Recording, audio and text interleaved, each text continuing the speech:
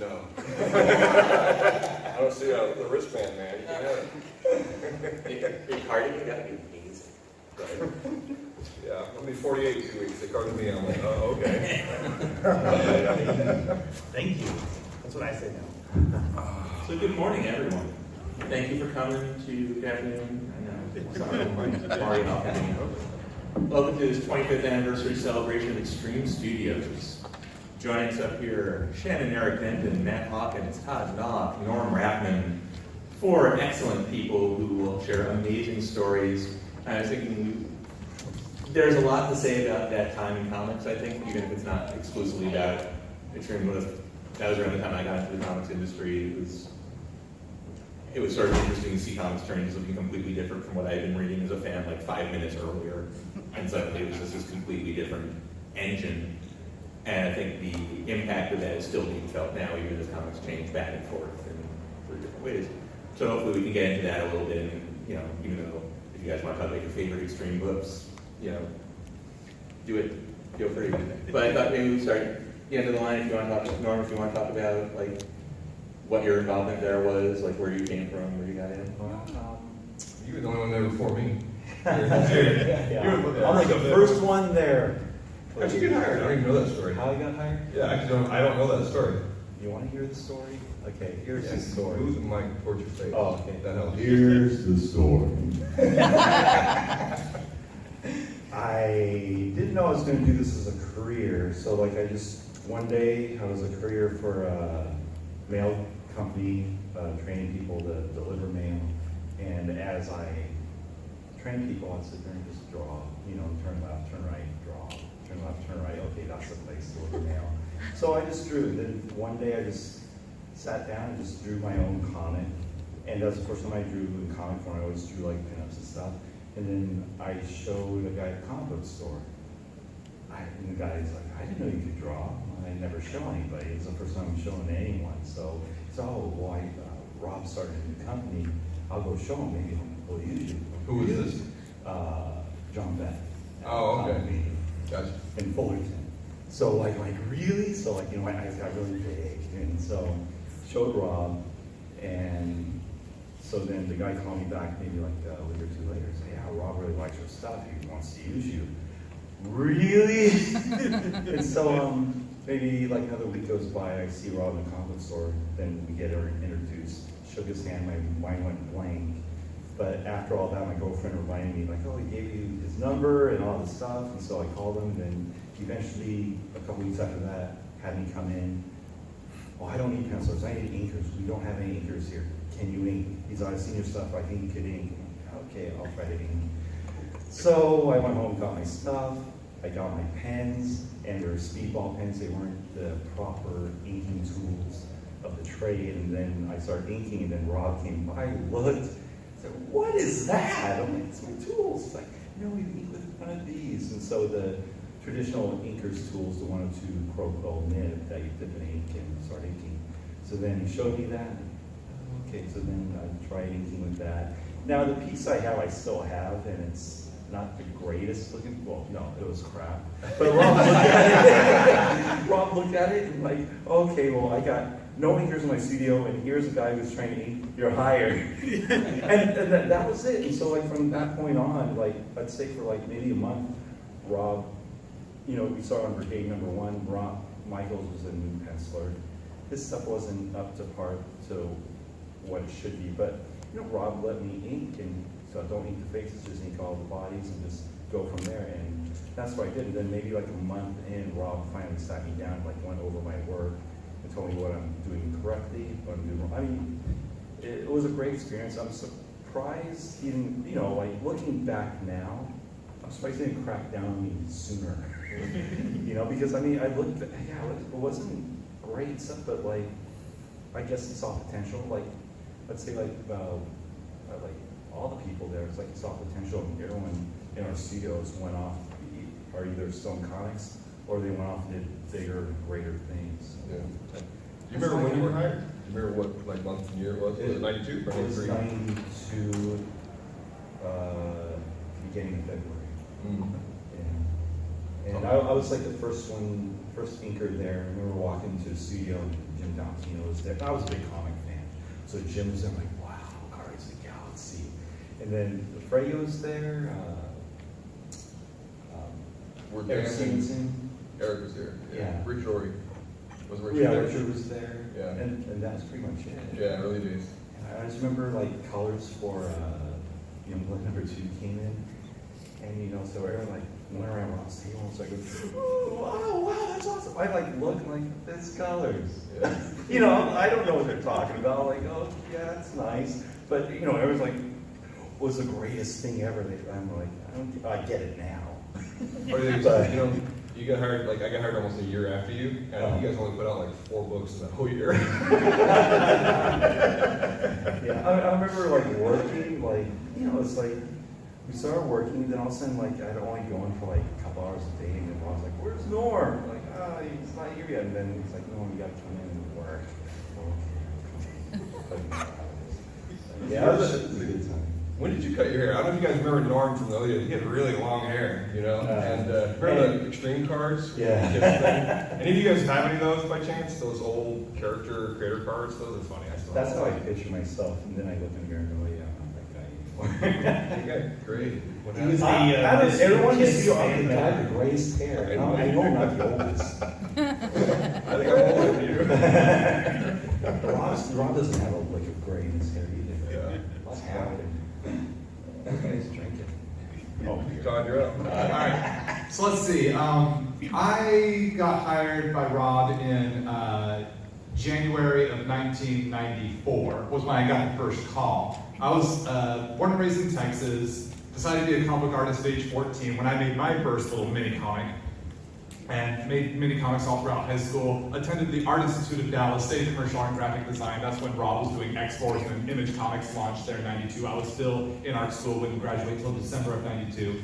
But I started making mini comics again, my creator-owned stuff. And I would share, and I'd go to Kinko's and have them printed out, and I made those mini comic ash cans, those little black and white, 8.5 by 11, folded in half.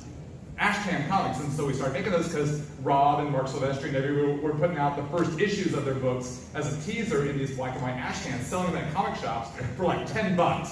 Takes you maybe 25 cents to make one of those. So it was like, Cyberforce #1 ash can, Youngblood #1 ash can. I could just buy them all black and white. It's small and black and white. This is amazing. And it's like, hey, I can make these. People were paying like $100 for these things. Oh, hey, I got a steal for $10 then. Because I still got mine. I still got my Youngbloods, all those early image ash cans. But ash cans became a thing. And ash cans are essentially just a quick comic book history lesson. In like the golden age of comics, especially DC, when they were putting out their new characters. Wait, Todd, can you stop looking at me like I remember from the golden No, you age? used to work at DC. You worked at DC. You're an editor at DC. That's the golden age.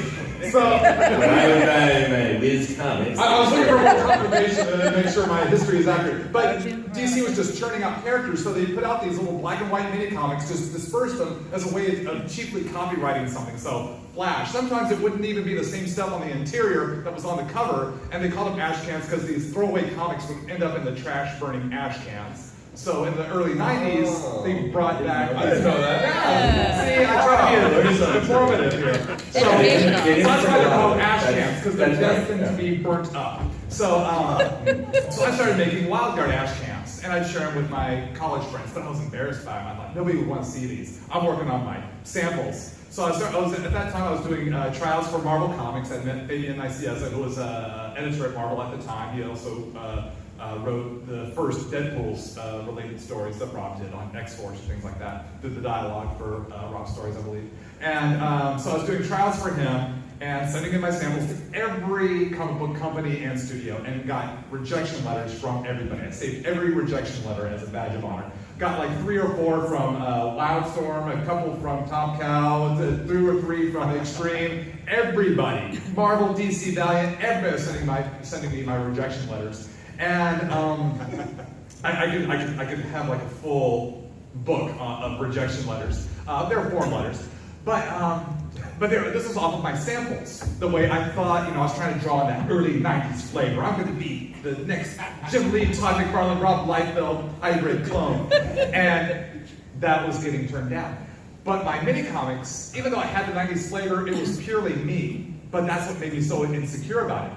So one of my college buddies was working at a convention. Dan Fraga, one of the earliest Extreme Studios artists, was a guest there, and he was working security for him. So he spent the whole weekend hanging out with him, and he was trying to break in as an inker over my pencil sample. So he showed Fraga our sample pages and some extreme type stuff, and he looks at it and goes, meh. My buddy Jaime pulls out my Wild Guard mini comics, who I said, swear you'll never show these to anybody else. This is unbeknownst to me. I live in Pennsylvania now. I'd already graduated, moved to Pennsylvania. He takes them, he shows them to Frey, and he looks at me and goes, these are pretty cool. Can I take these back to enter into the Extreme Studios talent search? And Jaime says, sure, go for it. Jaime calls me that Sunday night saying, hey, I was just at the Houston Con explains the whole story. I'm like, he's like, oh, I showed Frey your mini comic. Or I showed him our samples. He didn't like them. I'm like, oh well, par for the course. Showed him your mini comics. He wants to show them to Rob. I go, you jerk, I can't believe you betrayed me. He goes, he wants to show them to Rob, you might be getting a call. Jaime, you're my new best friend, are you kidding me? Monday, nothing. Tuesday, a letter from Extreme. My latest rejection letter. I thought, wow, that was faster than the alert to me. Wednesday, I get a call from the editor, Eric Stevenson, saying, we saw your mini comics, we like your work, we want you to come do a new series for us. Bad Rocket Company. And 3 months later, I packed up and moved to California in April of '94, and have been here ever since, and worked for Rob up until they shut the Extreme Studios doors down. So I did about 2.5 years worth of books for Rob in that time. Our experience is different. I just like happened to fall into like, here's my stuff, do you like it? And then I'm like, oh yeah, I need somebody, and you're like, God, these are ridiculous. Well, that's sad. I would have just given up. One thing I learned in my high school youth group, we were given a sheet of paper of all these people known for being the greatest at what they did. The two I can remember, Babe Ruth, home run king, had more strikeouts than he hit home runs, but he's known for his home runs, not as a strikeout king, but the home run king. Stephen King, known for writing all these, hit stories, but he has more rejection letters. And he kept them all tacked on a nail by his desk. So I thought, okay, so what? I'm getting rejection letters. So did Stephen King. I'm not going to let this stop me. I want to be in comics too much to let a rejection letter stop me. And then when I saw Jim Lee got rejection letters and it said, you can't draw hands, it's like, if you're saying Jim Lee can't draw hands, how bad was he then? If someone's telling Jim Lee, you can't draw hands. So it's like, we all get it. And that's why I try to tell young artists, it's like, you're going to get rejected. Yeah. You just got to, if you want it bad enough, you keep going. No, so Norm, you said something and it's kind of interesting because I started about a year after Norm, and why did they call you the Mosh Man? What was that from? That's my high school nickname, Master of Superhero. I didn't know that. I thought you were going to Mosh. That's what I thought. It was. I thought you were pretty cool until You nerded it up, man. the coolness factor just left. Oh. But he said the Mosh Man, the master of superheroes. he said something that Rob just needed someone, and it's really interesting. And I've talked about this a lot because that's kind of how I was hired too. I had no. I went to. Do you remember that Mono High signing where I got hired at? And it was me and Cedric and John Spall and there was a few other people, Marlo. I didn't read comics. I'd actually never read a comic book before I went to this signing. And my nephew, who's 13 years younger than me, asked me to take him to the signing. I was in grad school at UCLA. I was working on my physics degree. And I went down here just to get away. And I hated my life because it sucked. But I was working 2 jobs, and I was in school 40 hours a week, in the lab, not 30 hours a week. And and then I came down, and my nephew's like, oh, we gotta get there hours early. And I'm like, what? What do you mean we gotta get there hours early? It says 3 o'clock, we're all at 3 o'clock. He's like, oh, okay. So we get there at 3 o'clock, and we waited for a 3-hour line. Yeah, it was a completely different thing back then. And the weird thing was, right in front of me was Sabal.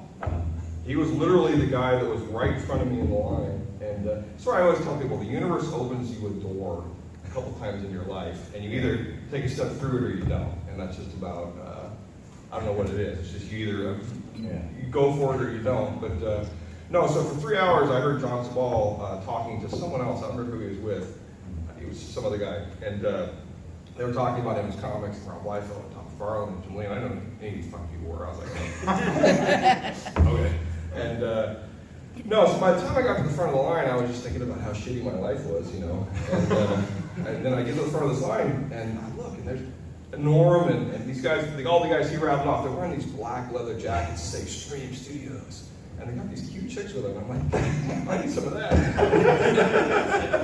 Because I don't remember who was there, but there were several little cute girls running around, and I'm like, God, these guys look like they're having a good time. And my life really sucks. It was a good time. It was, yeah. And, The LA Rams cheerleaders were a lot of the girls that worked at our office. So that was it 2 years later. Yeah, that was, that was later. But I don't know who these girls were. But yeah, no. What happened to? Who was that? Nicole. What happened to her? You guys ever keep touch with her? She was so hot. Sorry, segue. She answered the letters, but she's on Oh the my page. gosh. Yeah. She answered her. Yeah, you Guys, I have a surprise like for 10 you. girls. No. There were like 10 girls. Come on in. He said her name first, right? She's the only one that I knew that was a Rams cheerleader, except for the blonde girl. Ron. Ron. Yeah, Ron Colby. Yeah, she was the difference, but I lost my train of thought. Oh, I got up and John Sabal was so excited to talk about comics, and I heard this 3-hour thing. My day job, I was working in a bank. I was doing retail banking, which is the shittiest job on the planet. And you know, so I get up to Rob, and he's the first guy in this long line of people. And John Sabal shows him his portfolio, and Rob's going through it, and he's like, "Yeah, you're awesome. You're hired." Like, do you remember that? He's like, "You're hired." And then John literally vaults over the table all excited and started to introduce himself to everyone. And I was like, wow, that's easy. And I had this weird 4-second period gap where in my mind, I'm like, I was walking up to Rob thinking, you know, maybe I need something for something else. And and my nephew got his book signed and he was all geeking out. And then I get there and I'm like, hey, you know, I don't draw or anything, but do you look for anyone to do anything else? And he's like, we need someone to write press releases and do letters pages and stuff like that. Can you do that? I said, yes. And no, so I think echoing what Norm said, I mean, it was literally, they just needed people to fill the positions. Yeah. I mean, it was a weird point in the market because the first comic book I ever wrote sold 700,000 copies. Okay. I mean, Lady Pendragon. Yeah, you know, and I write 3 or 4 books a month now, and they might sell collectively 10% of that. And I'm happy, you know, I'm making good money, you know, so it's a weird time. I mean, when you get those social security statements and when you were 24 is when you made the most money in your life. You're there too, right? It's really weird, it was a weird time. So, there were a lot of people that wasted millions of dollars in the early days, but it was fun. No, so I'm sorry, I was waxing nostalgic back when we all had sports cars. So I literally, I was so captivated by all of it, and it just looked so fun. I drove to Crown Books or something like that. I bought a book literally called How to Write a Press Release. I wrote a press release about using that book on the event Mile High. I faxed it to Eric. He called me the next day and said, Rob wants to see you the next day. So I came in the next day and hired him on the spot. You know, and I asked Rob years later, I said, why do you keep me around? I didn't know anything. And he's like, you had boxing. I'm like, boxing? Okay. And the weird thing is I was always bad at writing in English and stuff like that. And I would write professionally. It's kind of weird. So, yeah, no, I mean, that was a really weird time in comics, I think, for all of us. You know, I mean, the thing is we all worked at Extreme only for a few years. I mean, you've been at DC now for what, 18, 19 years? Yeah. I've been at Top Down now for 19 years. And it seems to me like in my mind, I was at Extreme longer. It does. I mean, that first year of Extreme Studios when everything was just huge, we went out on tours. I mean, that little span of time stretched out for like 20 years in my mind. My wife's like, dude, it was only like 1 year. No, I know, it's weird how that works. I met my first wife on the Extreme tour. Remember? That's true. Yeah, that's very true. But I met my second wife through Cedric, actually. I don't know about my third one. Oh, no. Oh, shit. Don't break them. That's a great segue, Shannon. My story is closer to Todd's. I was sending out letters nonstop with art attached and getting rejected over and over and over again. Why can't they see my genius? You know, and you get I'm not smart enough. Obviously, I'm not smart enough. And had just been sending stuff out religiously, and drove to Florida because I didn't know how anything in entertainment worked. And I knew people in Florida. I got to school there. So I thought, well, maybe I can break into Universal or Disney till I get my comics career off the ground. That was my thinking. So I drive cross country, you know, and you haven't slept for 2 days. First thing you do is you go to the comic shop, because that's what the normal people do. So I go right into the first comic shop I see in Orlando. I'm in there and they're like, hey, are you gonna go to the comic convention? I'm like, what comic convention? I just literally drove, you know, 19 hours from Texas to get here. They're like, there's one down the street, right down there. And so I went down the street and paid my $5 to get in, walked right to the back, and there was Marat, who I'd been sending. What show was it? This was, I think it was pre-MegaCon. It was just an Orlando comic convention that was being thrown. It was more like when this was the size of the comic conventions. So it was 94, 95? 94. It might have been 93, because I started, I remember, a few months after, and it was right after the New Year. I'm usually Denton is my calendar on these things, because he can remember when the day all of us started. And I'm horrible at remembering. Didn't Denton start with you same time? No, he started, I came in April '94, he got hired at San Diego Comic Con '94, so maybe like 4 months later. Okay, and I started the same day as Denton. Okay. Oh, you So did? it's Yeah. July, August. Yeah. Can I just tell the Denton story? That's a hilarious story. Sure. Okay, Brian Denton's this guy who couldn't draw figures at all, and we all were looking at. Remember this? We were looking at his art. I remember I was with Rob and Eric Stevenson and a bunch of people. We were looking. Like, he had a book called My Name Is Mud, which was this big monster-looking thing. It looked super cool, and it was like, and he had these real sort of Kirby-esque sort of expressions and fighting. And so we're all looking at this, and Rob's like, well, let's just give him a book with no humans in it. and so Rob's like, and then Eric and I were like, oh, let's do like, Badrock. I was talking to Todd, we do Badrock versus Violator. And I'm like, and then Eric's like, I was just talking to Alan Moore. I think he would do that. And I'm like, are you kidding me? You're going to give out an Alan Moore project to this kid who's never drawn professionally, who can't draw humans, and you just want to have Badrock fighting Violator and beating the shit out of each other. I'm like, yeah, it'll work. And I'm like, I sold really well. True story. Go ahead. That was the era we were in. But what was I? Oh yeah, so I walk into the back of this comic convention, and Marat basically hires me on the spot.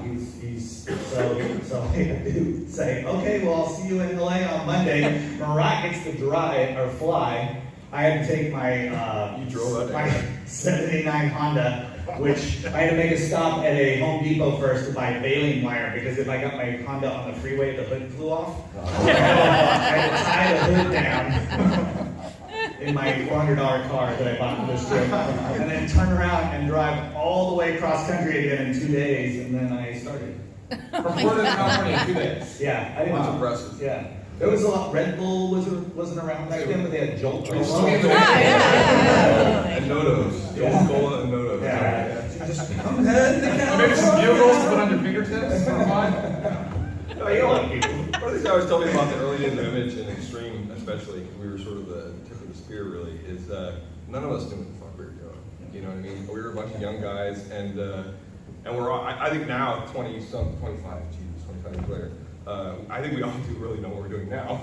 But, it's really crazy, because we would fuck up everything possible, and the book would still sell. And then we get this huge money in, and I was sitting there trying to be like, what are we doing? This is wrong, it's wrong. But it was hard to argue when there was so much success. So, yeah, and I saw a lot of failing up until the train sort of stopped, and that was Detonate Red was the first official indication of. Well, I just remember, for starting, it's like every book issue I did, I knew exactly every page I inked. Everything I did, I knew how it all looked. Until maybe after that first year, and then we just became a machine. It's like, okay, we got a page, get it done, get it done, get it done. And I don't know, all that work from maybe 94 to 96. I can't remember anything I did. So when people bring up these comics, You don't even remember? yeah, I did that. I don't remember any of this, but I'll sign it anyway. It's crazy. There was definitely an energy that we had, though, that It was fun. I think that's what fans reacted to, and why people still. We were talking about this at the San Antonio show. That, everything in Hollywood, whether it's comics, because it's all Hollywood now, TV, film.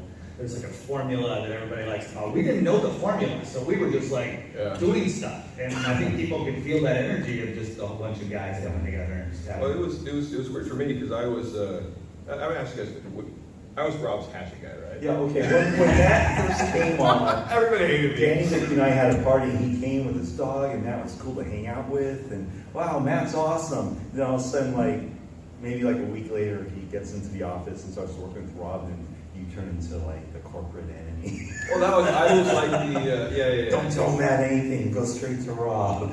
No, but I remember when Rob's sister Sherry was doing all the books, and then at some point he got rid of her, and he asked me, hey Matt, I had a master's degree in physics at that point. I actually did finish it, and he's like, "You're good at math, right?" And I'm like, "Yeah, physics is math." And he's like, "Can you take a look at these books?" I'd never done accounting work before. I'd never done accounting work before. He's like, "You're good at math, right?" And I'm like, and actually I find accounting to be very easy. If you know physics and math, accounting is pretty simple. So I looked at these books, and I'm like, what the fuck? I mean, I don't. Have you ever heard the story about the HVAC thing from me? Okay, we had the 9th floor of the building right next to the A Stadium. Do you remember this? You've heard the story. Have you heard the story? So when Rob asked me to take a look at the books post Sherry, I opened up the accounting books and I'm like, what is HVAC? I don't even know. And it's the air conditioning. Oh. And what it was, and it was you and fucking Danny Mickey. You guys would flip, remember the AC on at night? You guys would work all night, you flip the AC on, and they would charge by the hour, like $800 an hour for the AC for the floor.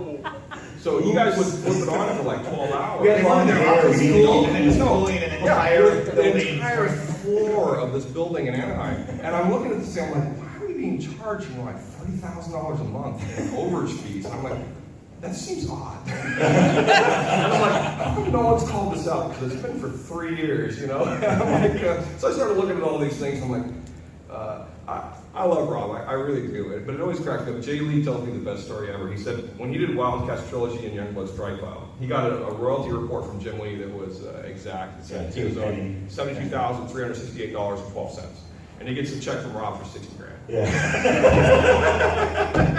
Like there was no accounting. I was like, he give him $60,000. So, but no, I love Jay. He told that story. But no, it was stuff like that, and then shit became real. Deathmade Red was when it became real because we went from that was, if you guys remember, that was the Valiant Top Cow Image Extreme crossover, and there was Deathmade Black, which was the Wildstorm one, right?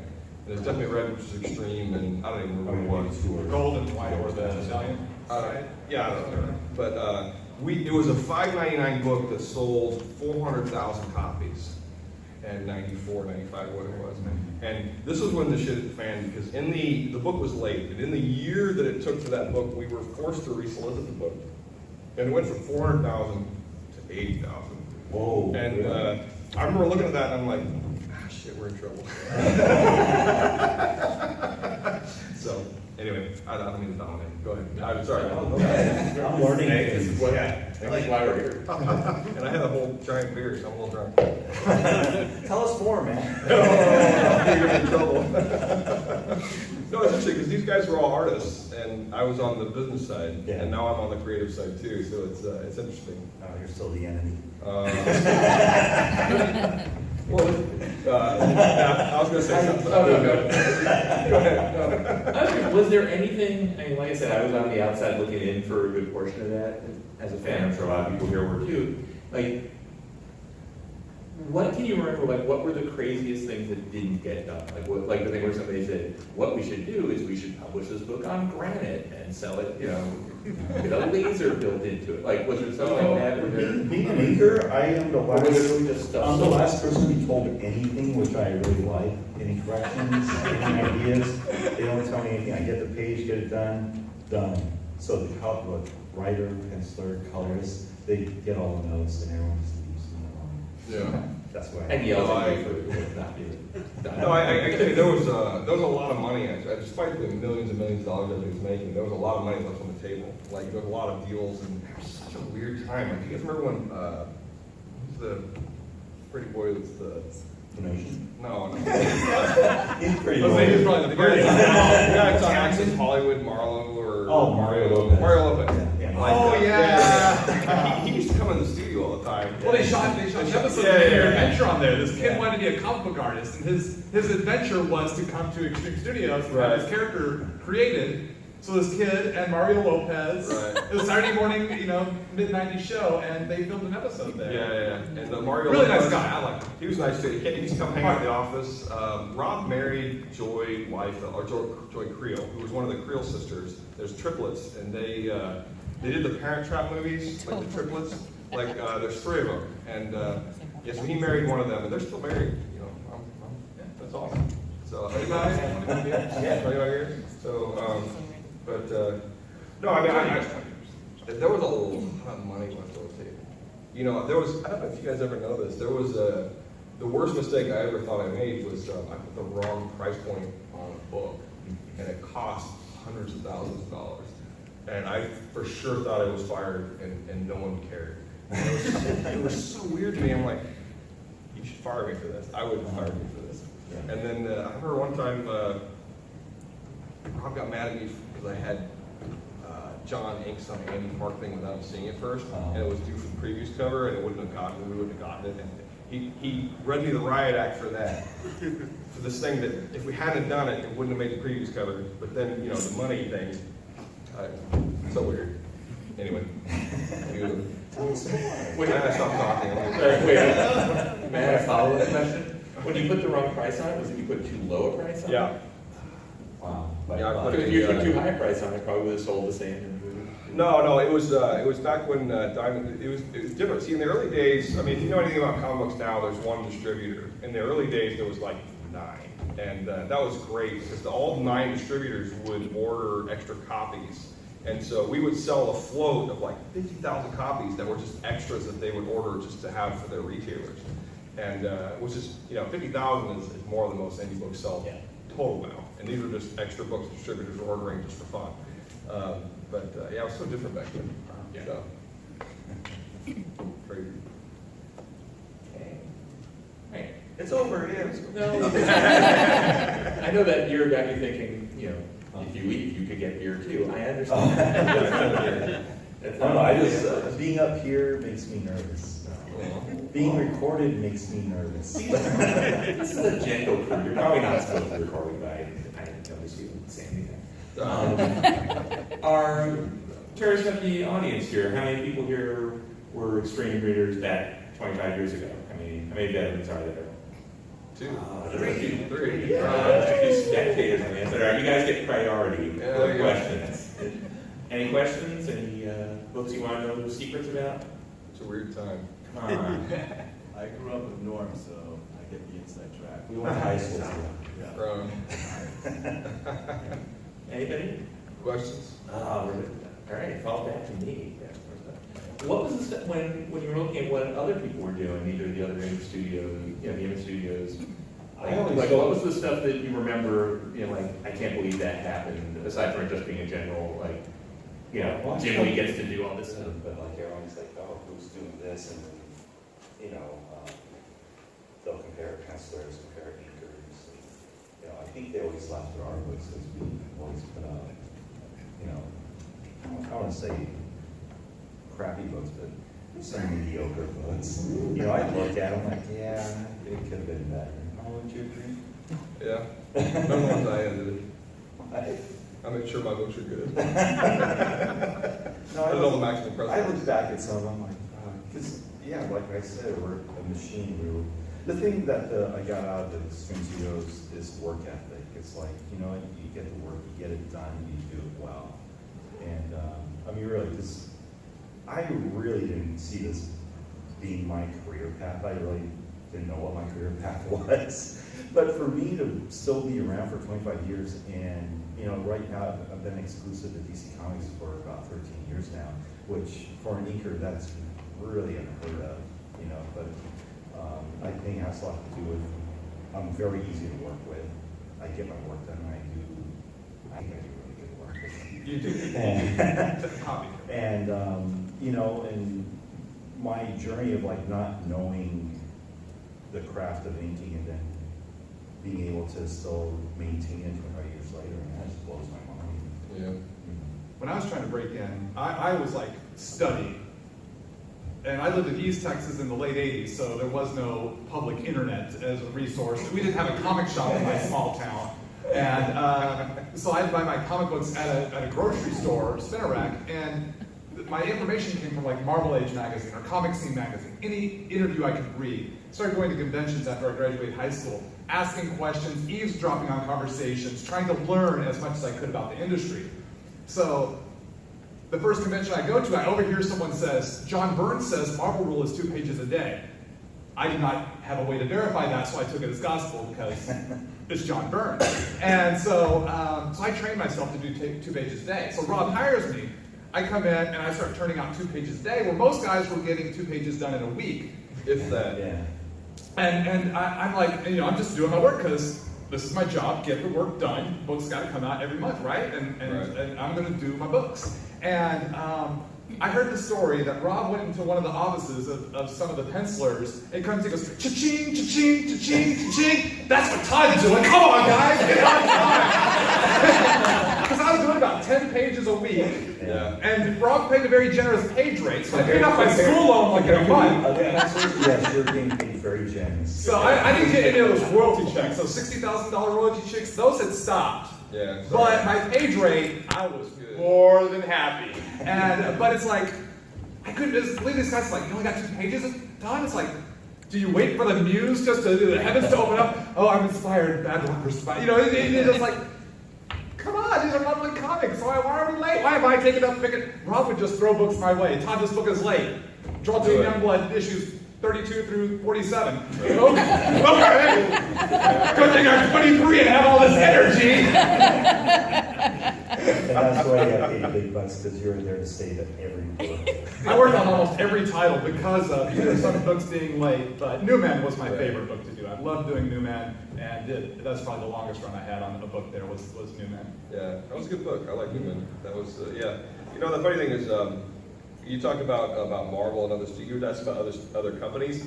Now, I was in that sort of inner circle. You know, it's like me, Rob, Dan, Larry Barter. We'd always go to lunch together, you know, and Eric. And we would always talk about the other end of studios. It was never Marvel or DC. And we never talked about Marvel or DC. We did not give 2 fucks what they were doing. It was always like, fucking Jim Lee. That guy, you know? And, you know, it does crack me up because Jim Lee Rob always got a lot of shit for stuff, and Jim Lee would do the exact same shit and get away with it. And I would be like, that guy's like a Teflon. You know, I don't know why, nothing sticks to that guy. You know, it was, he's good PR. Yeah. Well, he learned how to draw hands. Put him over the edge, over the top there. Those are really good times. I mean, it was a weird, paranoid frenzy. That's the easiest way I can explain it. But no, we were really obsessed with the other studios. I mean, we didn't really, I have to be honest, we paid attention to Marvel and DC just to go steal their talent. Sure. You know, that was about it. I remember when we stole Stephen Platt, that was kind of fun. We did 2 issues of Moon Knight, we're like, we stole that guy, and he came out. I remember Marvel was so pissed. Anyway. Were you about to say something, Shannon? No, I'm having fun listening. This is Give that more beer. No, I'm so ready. So, one thing that came up at the other 25-year reunion thing that we did with everybody was the one that wasn't as good as this one. Right? No, yeah, exactly. This is the real one. Making sure people. The dirt. That's San Diego. Now I forgot what I was going to say. Oh, It's coming back. No, well, that was cool too in San Diego. But just the fact that 25 years later, one of the things that I think Rob did really well, and I told Rob this, almost all of us are still friends with each other. So, and that's not normal for most people to get a job that you only work out, like you said, that feels like your whole life, but you realize you go back and look at the calendar, like, I worked there for 10 months. Yeah, it was not a long time. I went into TV almost immediately after comics, and I've been mostly TV since. But if people ask me, you know, what I do, I still say comic artist. And that's because in my mind, that period was such a big part of you know, I think a lot of our, emergence as seeing ourselves as professionals, and the fact that we made such lifelong friendships, a lot of us, in that studio. We had fun in the bullpen. We had so much fun. I remember this one time, one of the guys brought his brand new girlfriend in, I think it was Larry Stucker, brought Carrie in. And we were hanging out there, you know, working at night. Sometimes you get a little loopy from working, and we just started. We became stomp all of a sudden. We're using our pencils and pens, tapping on the desk and the lamps, ding, ding, and we have like this rhythm going, and we're just into it. And Larry and Carrie walk in, and she's like, "This is what y'all do?" Like she thought that was normal, and we were just totally just jamming out in this percussion jam session. It was Just weirdness. yeah, just weirdness. Nerf gun wars. Yeah, that was regular.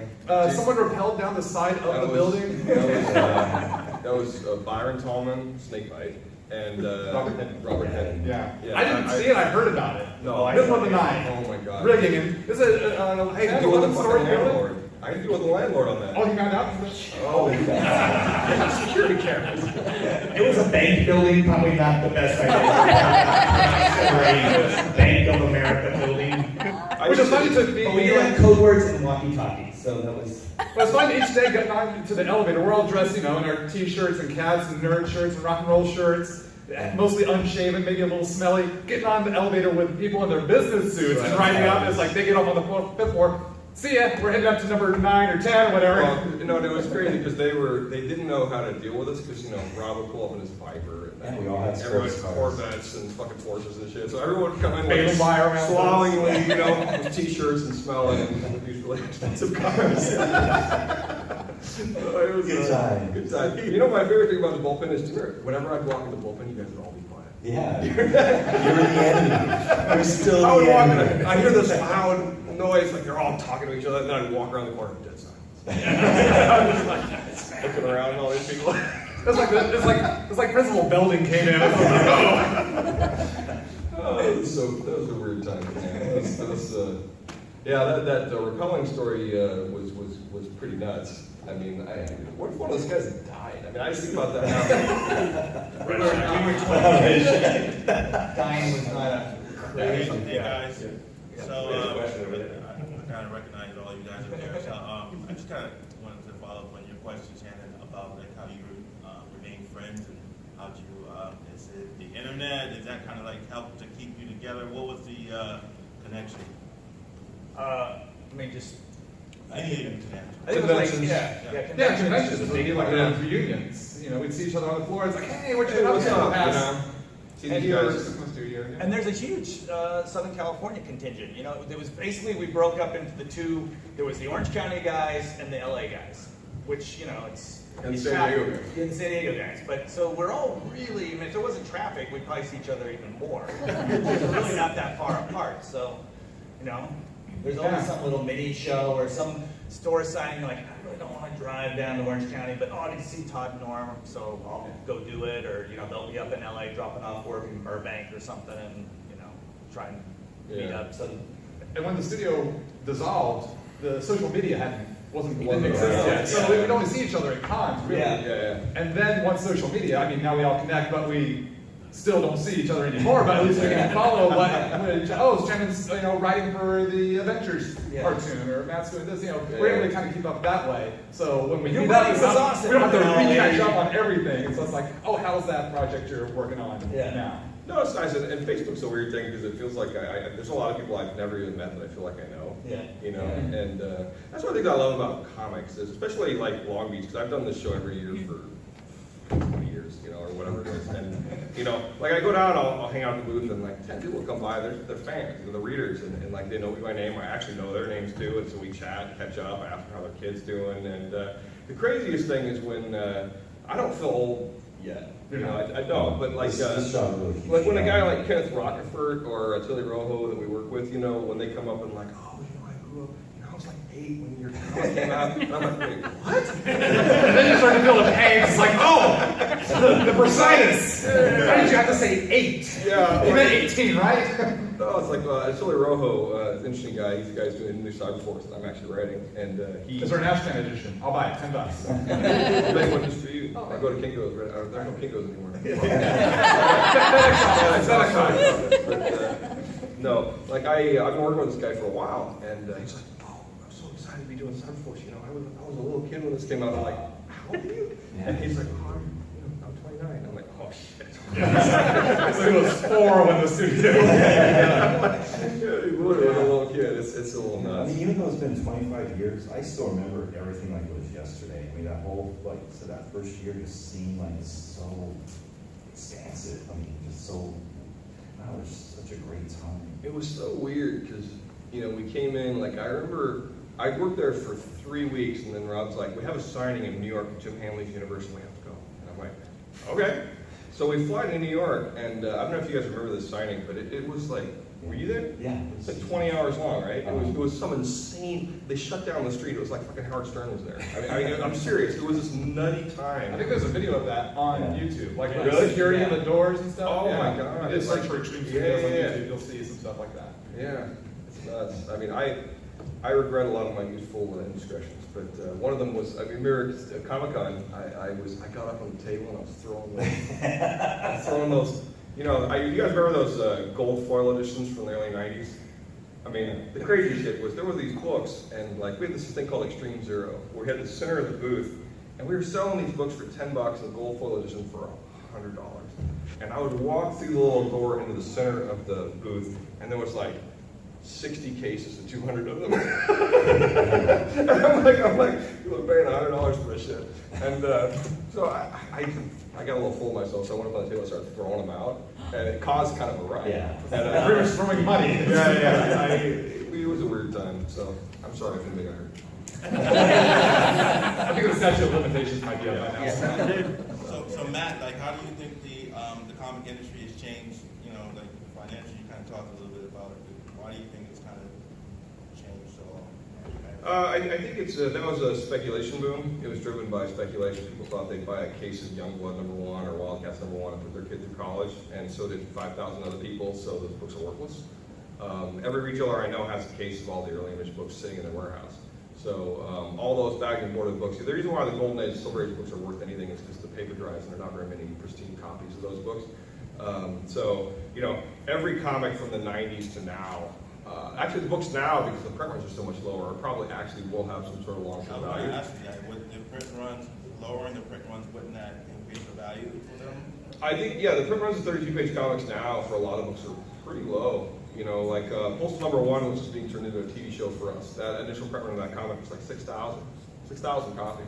So if you have a copy of that book, it's probably, if that TV show gets on the air and it goes for a number of seasons, it's probably going to worth a lot of money. Like Walking Dead #1 first printing is such a, no one knew about Walking Dead at the time, so And it was like- lower. yeah, it was like- And there's like 7 printings of that issue. Yeah, I think the original printing of that book was like 20-some thousand. So Yeah. I mean, it was, but I look at that and I'm like, there's not a lot of these copies made, and from 1990 to now, I would say literally half of every comic book ever made is bagged and boarded and stuck in a box somewhere. So there's not really the same sort of lack of supply. You know what I mean? I mean, people have these books, so the valuation. That's why speculation and valuation to me is sort of relative. I mean, I've never really understood the collectability side of the business, and I've focused almost entirely what I did last 10 years on the reader side. Because if you build a person who likes what you do, they're a reader for life. You know what I mean? Versus if you sell somebody a $100 gold book, you're the flavor of the week. So the difference is if you have somebody that genuinely likes the stories and the characters and who you are as a creator, and you're building a long-term fan, that's really the golden ticket, because you can monetize that for decades. Versus collectability is very fickle. You guys remember Pogs? Right? Collectability is a very, very fickle thing. So it's a difficult thing to chase, and we do it. I mean, we do convention editions, we do limited editions, but so much of that is false. I mean, a lot of second printings are printed with the first printings. I mean, people don't realize this shit. You print like it takes 7-8 weeks to do get a second printing into the marketplace. So if someone puts out a first printing and a second printing 3 weeks later, that's because they printed it with the first printing, knowing that it was going to sell out very quickly, and they're going to be like, "Hey, we sold out. We're putting out a second printing. We're awesome. Here it is. 2 weeks later." It just doesn't work that way. So, but no, I genuinely I prefer the market today than to back then. It's a much more reader-driven market. People tend to like what they do, or like what they read, and I mean, the truth of the independent creator is you only need 5,000 or 10,000 readers and make a really good living. Is there another question over there? Yes, sir. What do you guys remembrance of Stream Studios' interaction with Wizard? And do we miss Wizard or we not miss Wizard? I mean, I was the direct point of contact with Wizard. So, I mean, I remember flying to Wizard when it first started and meeting with the Seamuses and his dad and that. And no, I mean, we had a really good relationship with them for a long time. And the Wizard world that exists now is foreign to me. I don't know any of the people in these conventions I don't go to. Do you guys do those shows? I've done one or two, but I saw him regularly. today. What? Oh, yeah. I saw him today. I mean, it could be fine. I just don't know anyone. It used to be a weird thing because, like, 2004 to 2008, we had an exclusive relationship with Wizard where we do all their shows and we every one of their conventions. And now we don't do any of them. So it's weird. Back then, going back to what we were talking about, there was no internet. So I remember we all sit around. It was a fun thing. You That were was your excited news about it. magazine. Yeah, that's how we knew what everybody was up to that you weren't in immediate contact with or hadn't seen do whatever at a bar at some convention. And, it was the only way to find out what was going on. Yeah.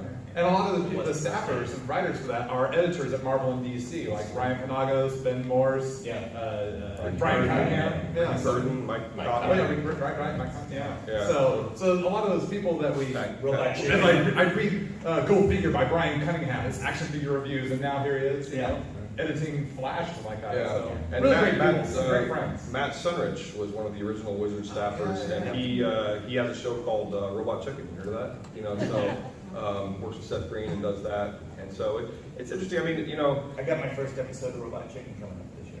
Oh yeah, congratulations!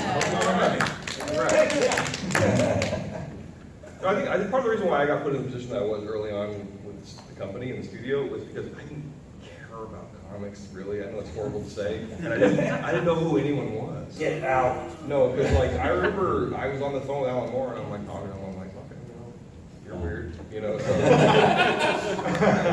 And like I Watch who? Watch what? yeah. No. I have a healthy respect for everyone now.